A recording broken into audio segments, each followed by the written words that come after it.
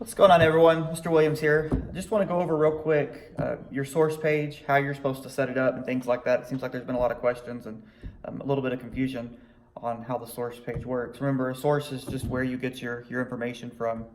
If you're doing a paper on, let's say, the Alamo, how do you know that the battle lasted 13 days? How do you know that William Barrett Travis drew a line in the sand? How do you know that the Mexican army defeated the Texan army?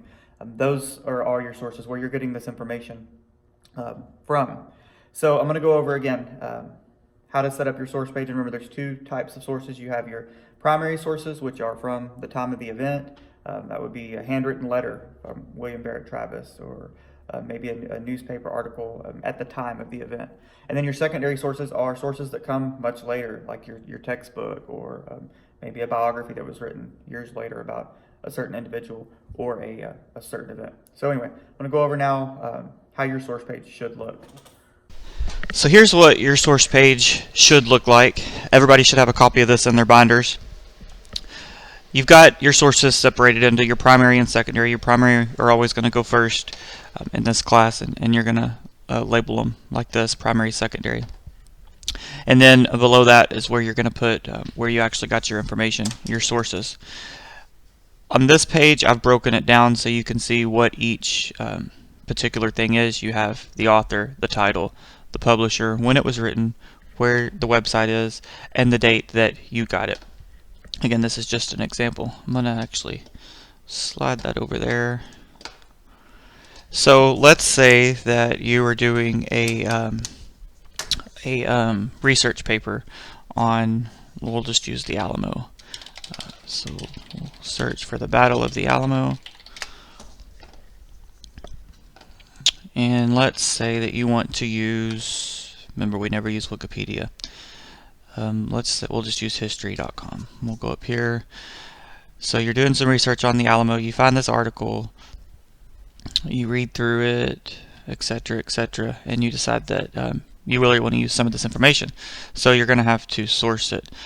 On some of these pages, like this one in particular, if you scroll to the bottom, it's got everything you need down here in the citation area. So let's start a new document here.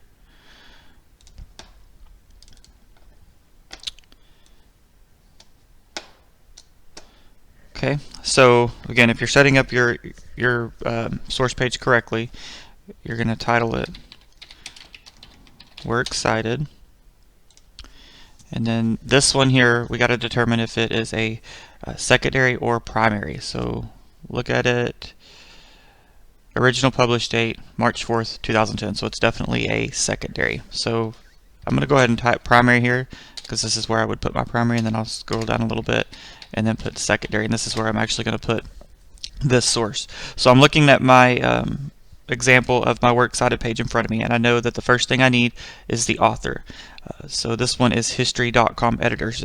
If it was a person's name, you would put last name, comma, first name. This one is a company, more or less. So I'm going to put history.com editors, period.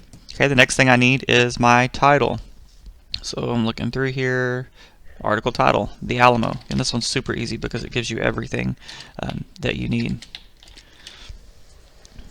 Who published it? Well, looking through here, A&E Television Networks. So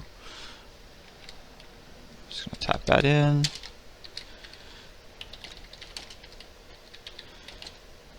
And again, notice how after everything I type in, I'm putting a period. Next thing I need is when it was published, or an original published date, March 4th, 2010. And again, a period. The next thing I need is the website. It's got it right there for me. I'm just going to copy it. You'll learn really quickly that it's much easier to type your source page versus handwriting it, because you're able to copy a lot of this stuff down. And then again, a period after that. And then when did I access it? Again, it's got it all right here. This is perfect. So access date. Actually, we'll do accessed.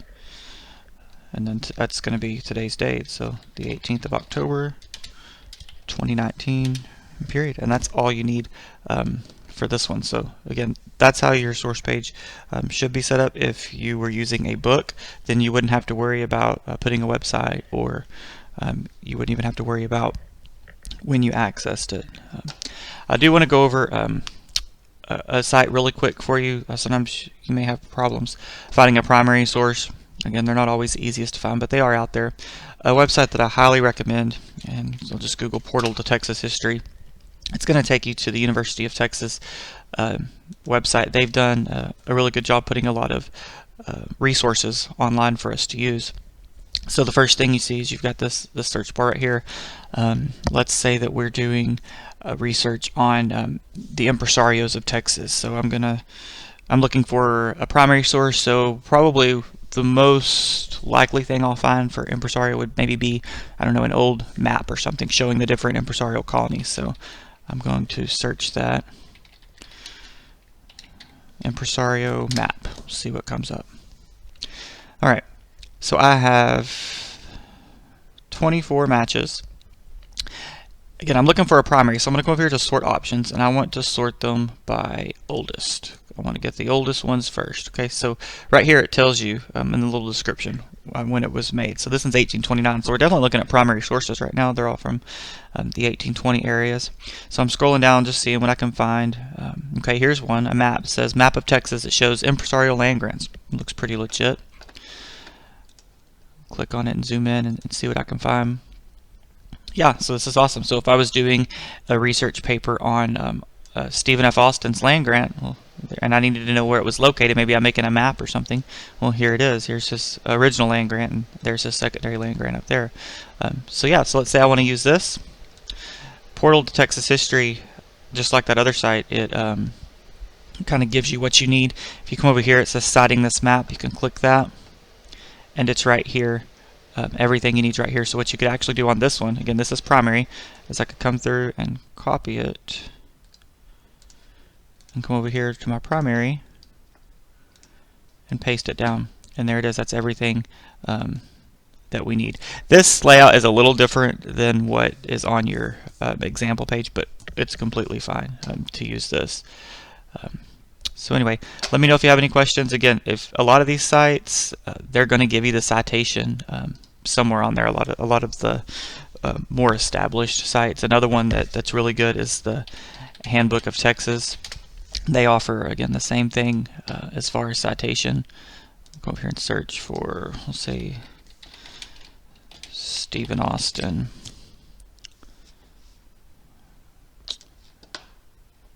So I'm reading the article about Stephen F. Austin, and then if I scroll down to the very bottom,